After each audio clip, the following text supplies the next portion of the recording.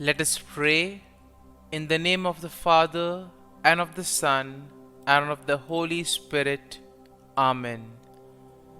O Jesus, through the Immaculate Heart of Mary, I offer you my prayers, works, joys, and sufferings on this day for all the intentions of your Sacred Heart, in union with the holy sacrifice of the Mass throughout the world, in reparation for my sins, for the intentions of all my relatives and friends, and in particular for the intentions of the Holy Father.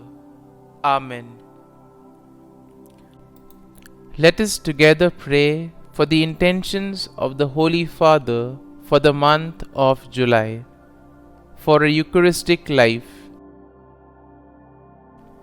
We pray that Catholics may place the celebration of the Eucharist at the heart of their lives, transforming human relationships in a very deep way and opening to the encounter with God and all their brothers and sisters. Our Father, who art in heaven, hallowed be thy name. Thy kingdom come, thy will be done, on earth as it is in heaven. Give us this day our daily bread, and forgive us our trespasses, as we forgive those who trespass against us. And lead us not into temptation, but deliver us from evil. Amen. Hail Mary, full of grace, the Lord is with you. Blessed are you amongst women, and blessed is the fruit of thy womb, Jesus. Holy Mary, Mother of God, pray for us sinners, now and at the hour of our death. Amen.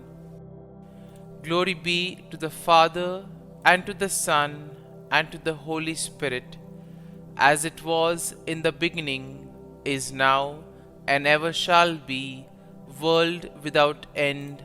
Amen.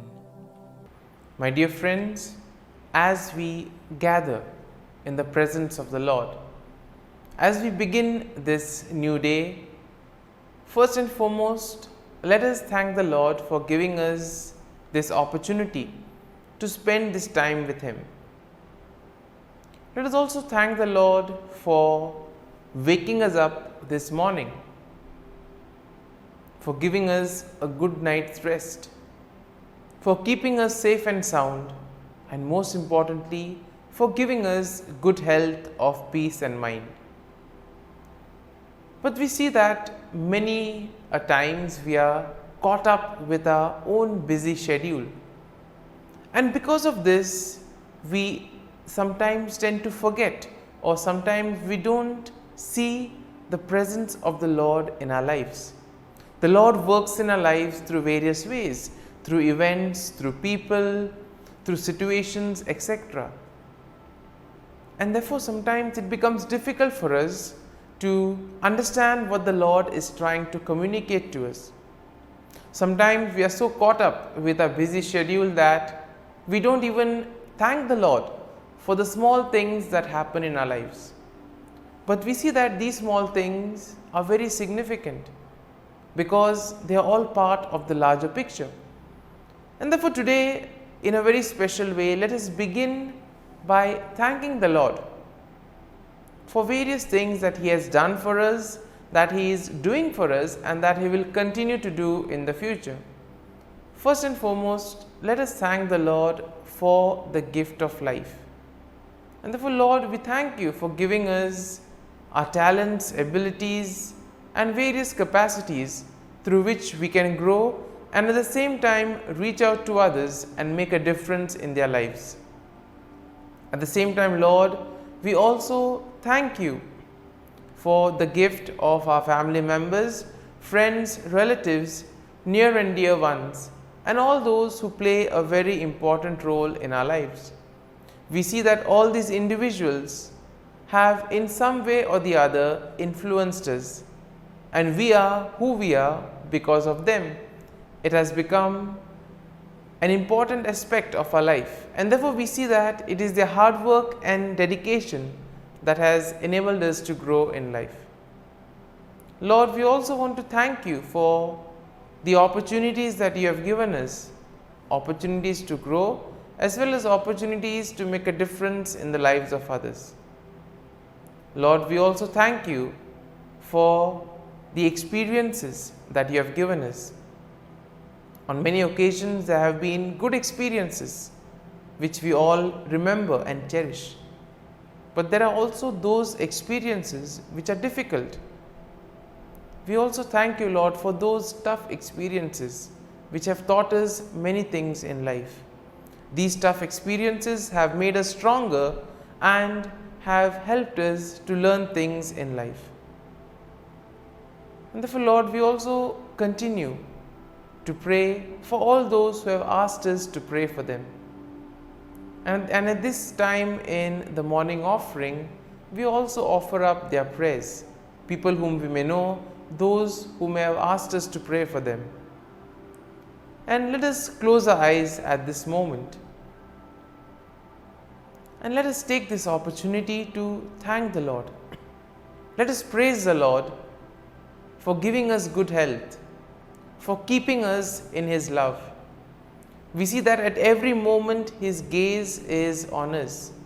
He loves us, and therefore He is keeping a watch. He protects us at every step of the way. The Lord never abandons us. When we are in difficulties, when we are faced with challenges, it is He who helps us, who gives us the strength to overcome those challenges. And therefore, Lord, we thank you and praise you. And Lord, we ask you that whatever we may do today, you may remain with us. You may show us the way, that our words, deeds and actions may in a way reflect your love, mercy and joy to the world around us. And therefore, my dear friends, let this day be a day of joy and blessings in the name of our Lord Jesus Christ. And in a way, we see that today we shall reflect on Psalm 55. As usual, we shall have a general overview of the psalm, and then we shall take a look at the psalm in detail, verse by verse.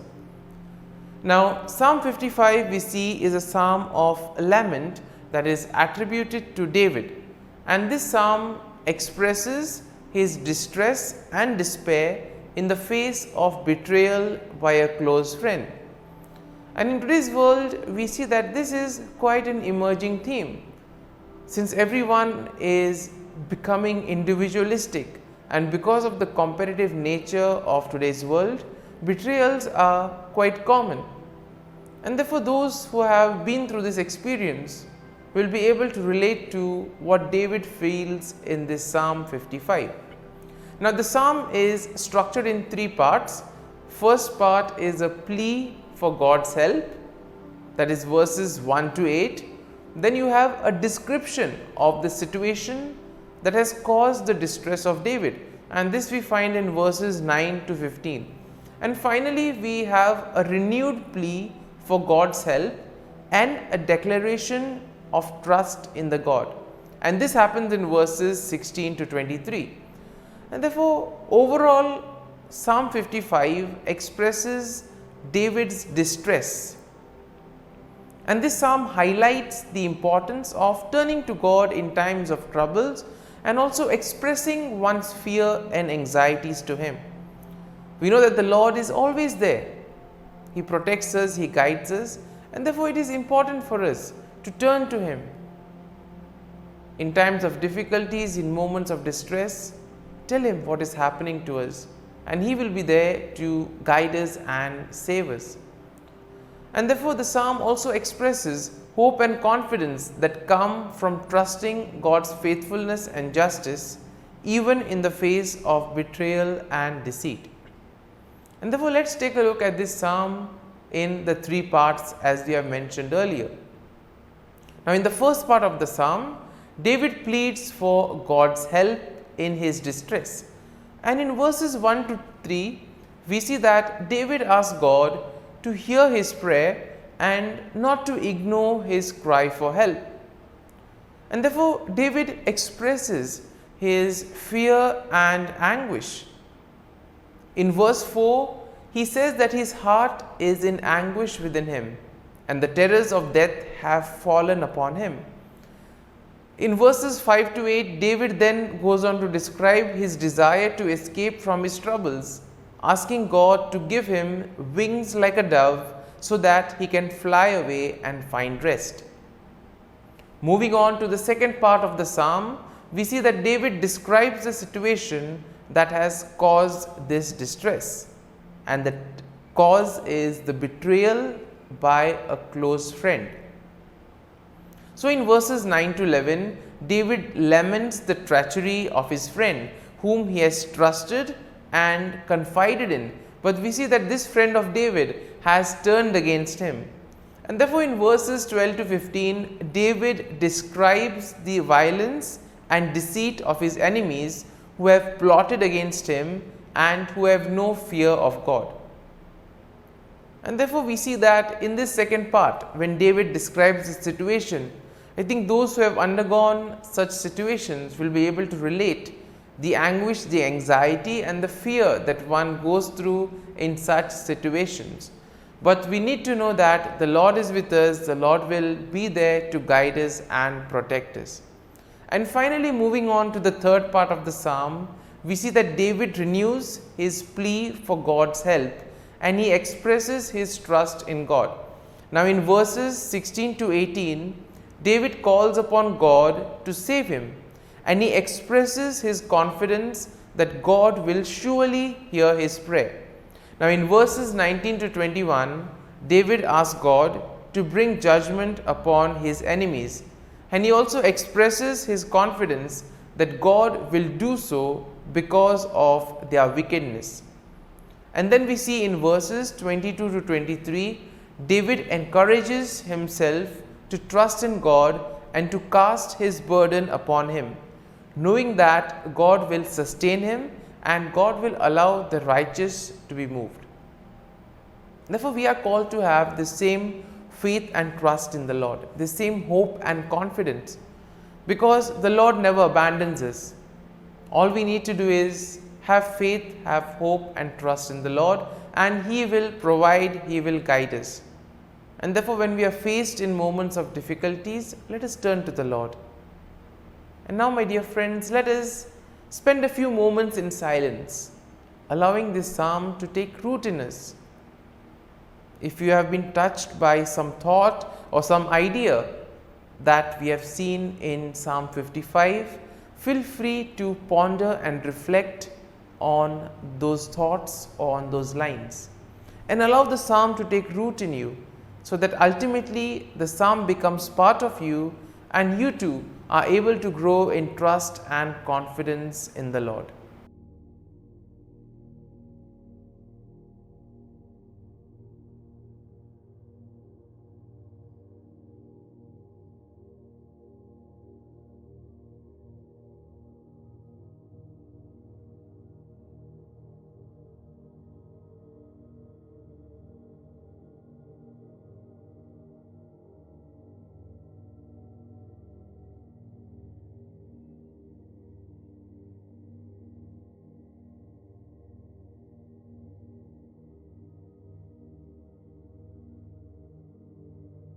Prayer to Saint Michael the Archangel for protection.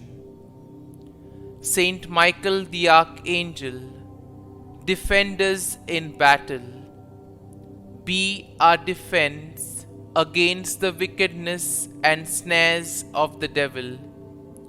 May God rebuke him, we humbly pray.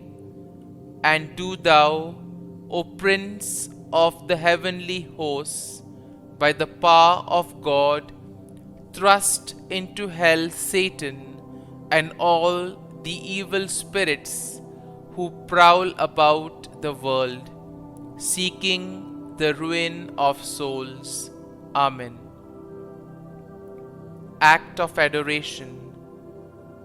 O Sacrament most holy, O Sacrament divine, all praise and all thanksgiving be every moment thine. Saint Gertrude, prayer for souls in purgatory.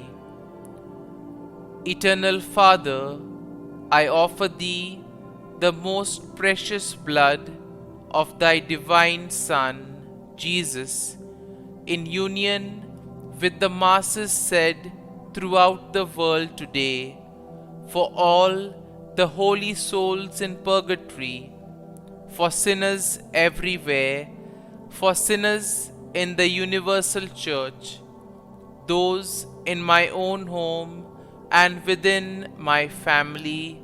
Amen.